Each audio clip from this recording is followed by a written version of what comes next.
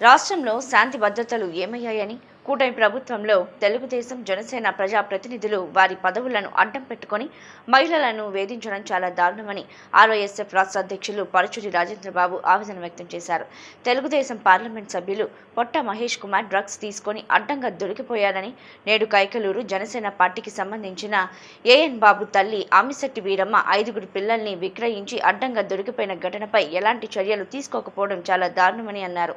గతంలో వాలంటీర్ల ద్వారా వైసీపీ హయాంలో 30,000 మంది మహిళలు, ఆడపిల్లలు, చిన్నారులు అదృశ్యమయ్యారన్న ప్రస్తుత ఉప ముఖ్యమంత్రి పవన్ కళ్యాణ్ ఏమయ్యారని, అధికారంలోకి రాగానే 100 రోజుల్లోనే డ్రగ్స్ మత్తు పదార్థాలు, గంజాయి నిర్మూలిస్తామన్న లోకేష్ ఎక్కడున్నారని ప్రశ్నించారు. ఆంధ్రప్రదేశ్ రాష్ట్రంలో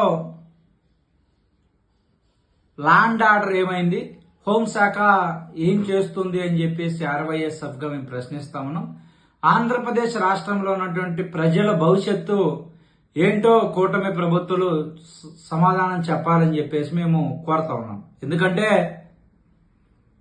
ఆంధ్రప్రదేశ్ రాష్ట్రంలో కూటమి ప్రభుత్వం అధికారంలోకి వచ్చి 22 నెలల కాలం గడుస్తూ ఉంది.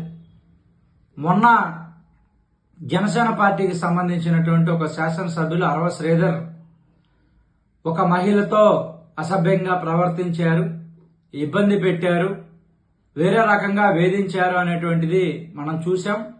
నిన్న తెలుగుదేశం పార్టీకి సంబంధించినటువంటి ఏలూరు పార్లమెంటు సభ్యులు పుట్టా మహేష్ కుమార్ యాదవ్ గారు డ్రగ్స్ తీసుకుని ఏ విధంగా అడ్డంగా దొరికిపోయారో చూశాం. నేడు కైకలూరు నియోజకవర్గం జనసేన పార్టీ నాయకులు ఏఎన్ బాబు గారి తల్లి అమ్మిశెట్టి వీరమ్మ గారు 5 చిన్నారులను విక్రయించి ఏ విధంగా పోలీసులకు దొరికారో కూడా మనం ఉదయం నుంచి చూస్తూనే ఉన్నాం. అసలు ఏం జరుగుతుంది రాష్ట్రంలో? కూటమి ప్రభుత్వంలో ఉన్నటువంటి పార్టీలకు సంబంధించినటువంటి నాయకులు ఎందుకు ఈ విధంగా ప్రవర్తిస్తూ ఉన్నారు? అధికారంలోకి రాకముందు ప్రతిపక్షంలో ఉన్నప్పుడు ఉత్తమ కుమార ఉపన్యాసాలు చెప్పినటువంటి పవన్ కళ్యాణ్ గారు, లోకేష్ గారు, ఇతరులు ఏమయ్యారు? అనిత గారు ఏమయ్యారు?